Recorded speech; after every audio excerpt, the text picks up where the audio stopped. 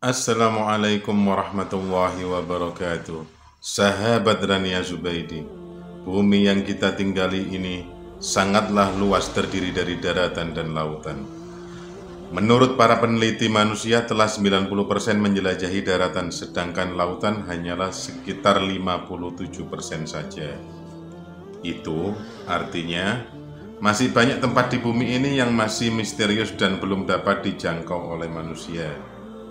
Di video kita kali ini, kita akan membahas 5 tempat tersebut yang berdasarkan Al-Quran dan hadis. Mungkin banyak dari teman-teman yang sudah mengetahui tentang Dajjal. Di Al-Quran dan hadis disebutkan bahwasanya Dajjal merupakan salah satu dari 10 tanda kiamat. Jika Dajjal telah muncul, maka dunia saat itu telah diambang kehancuran. Namun, sebelum Dajjal itu keluar, dia akan dipenjara oleh Allah Subhanahu wa Ta'ala di sebuah pulau yang misterius dan dijaga oleh seekor hewan yang bisa berbicara yang bernama Al-Jassasa. Ada hadis Nabi Muhammad SAW mengungkapkan tentang pulau ini. Namun, Nabi Muhammad SAW tidak merincikan secara jelas lokasi persisnya berada di mana. Hanya saja Rasulullah menunjukkan posisi arahnya. Dajjal akan keluar dari perkampungan Yahudi Asbahan bersama ada 70.000 orang Yahudi. Diriwayatkan oleh Anas radhiyallahu anhu. Dajjal akan keluar dari bumi yang dinamakan Khurasan. Hadis ini diriwayatkan oleh Abu Bakar As-Siddiq radhiyallahu anhu. Artinya tempat munculnya Dajjal dari sebelah timur, daerah Khurasan. Maka di manakah Khurasan itu? Kalau sekarang Khurasan itu terletak di daerah Iran sebelah timur. Namun sebelum itu, sejak abad ketiga Masehi, Khurasan itu suatu wilayah yang sangat luas meliputi Iran, Afghanistan, Tajikistan, Turkmenistan, Kazakhstan, dan Uzbekistan. Sedangkan pulau tempat Dajjal dikurung mungkin saja berada tak jauh dari wilayah itu. Dan banyak tersebar kabar bahwa Dajjal berada di segitiga Bermuda. Dan juga ada beberapa pendapat lain yang menyebutkan tentang pulau Dajjal yang lainnya. Intinya bahwasanya tempat Dajjal dipenjara adalah di sebuah pulau. Ainul Hayat merupakan sebuah telaga atau sebuah tempat yang memiliki mata air yang kalau airnya diminum maka orang itu tidak akan mati sampai hari kiamat kecuali dia memohon kepada Allah Subhanahu wa Ta'ala untuk mematikannya. Ada sebuah riwayat dari Ats-Sa'labi dari Imam Ali. Suatu hari Raja Zulkarnain bertanya kepada malaikat tentang bagaimana ibadahnya malaikat kepada Allah Sang Pencipta. Kemudian, malaikat memberitahu Zulkarnain bahwasanya ada malaikat yang sejak dia diciptakan, dia selalu sujud dan tak pernah mengangkat kepalanya untuk selamanya. Karena dia tidak mau menyia-nyiakan waktu untuk selalu beribadah kepada Allah. Maka Zulkarnain yang mendengar penuturan dari malaikat itu, dia menjadi tertarik sebab Zulkarnain ingin hidup abadi supaya dia bisa lebih lama beribadah kepada Allah Subhanahu wa Ta'ala. Lalu dicarilah telaga itu oleh Zulkarnain dan Khidir alaihissalam beserta dengan pasukannya. Kemudian mereka menemukannya di tempat terbitnya matahari. Tempat itu digambarkan sebuah tempat yang gelap, namun bukan seperti gelapnya malam hari. Karena gelap ada semacam asap atau kabut tebal. Dan singkat cerita, yang meminum air dari telaga itu hanyalah Nabi Khidir alaihissalam, dan Zulkarnain tidak meminumnya sama sekali. Maka ada khilaf dari kalangan para ulama, ada yang mengatakan bahwasanya Nabi Khidir masih hidup sampai hari ini. Tapi ada juga yang mengatakan bahwa Nabi Khidir sudah wafat. Itu artinya teman-teman ya, tempat ini masih misterius sampai hari ini. Bayangkan saja jika tempat ini sudah benar-benar ditemukan, pastilah orang-orang seluruh dunia akan ke situ untuk meminumnya. Allah Subhanahu wa Ta'ala memberikan kita apa yang kita butuhkan, bukan apa yang kita inginkan.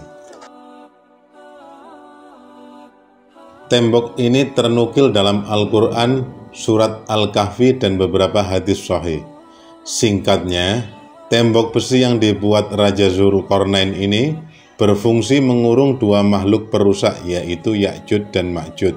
Tembok ini akan runtuh ketika dunia diambang kiamat, dan kaum di dalamnya akan melakukan pengerusakan di seluruh dunia. Dan tembok ini sampai hari ini tidak diketahui di mana lokasinya. Tadi kita sudah berbicara tentang pulau, telaga, dan tembok misterius. Kali ini tempat yang misterius adalah sebuah gunung. Kisahnya pernah ada disabdakan Nabi Muhammad SAW ketika sahabat beliau yang bernama Abdullah bin Salam tengah bertanya kepada Nabi Muhammad SAW, "Ya Rasulullah, dengan apa bumi ini bisa tenang?" Nabi Muhammad SAW bersabda, "Dengan beberapa gunung." Kemudian Abdullah bin Salam melanjutkan pertanyaannya, "Lalu dengan apa gunung-gunung itu dikokohkan?" Nabi Muhammad SAW bersabda, "Dengan gunung Qaf yang terbuat dari batu zamrud hijau dan birunya langit." Dan para ahli tafsir mengatakan bahwasanya gunung Qaf merupakan induk dari semua gunung yang ada di dunia ini. Ada beberapa pendapat mengenai keberadaan gunung Qaf ini. Raja Dzulqarnain pernah naik ke gunung ini mengenai letaknya di antara Yordania dan Arab Saudi. Namun, ada juga yang berpendapat bahwa letaknya berada di daerah Yaman. Ada juga yang mengatakan bahwa di dekat Gunung Gaib ini ada sebuah pulau yang bernama Al-Khidr, yaitu tempat bertemunya arus sungai dan laut pulau itu. Pulau itu dihuni sosok hamba Allah yang soleh, yang dikenal sebagai Nabi Khidir alaihissalam. Mengenai lokasi persisnya ada di mana sampai saat ini belum ada satupun yang tahu dan masih menjadi misteri. Istana kerajaan Nabi Sulaiman kalau dinilai dari sisi kekayaan, mungkin sultan-sultan seluruh dunia tidak ada apa-apanya jika dibandingkan dengan Raja Sulaiman. Nabi atau Raja Sulaiman adalah sosok orang yang terkaya yang sebenarnya. Dia berkata, "Ya Tuhanku, ampunilah aku dan anugerahkanlah kepadaku yang tidak dimiliki oleh siapapun setelahku. Sungguh Engkau yang Maha Pemberi." Al-Quran Surat Shad ayat 35. Dikatakan kepadanya, "Masuklah ke dalam istana."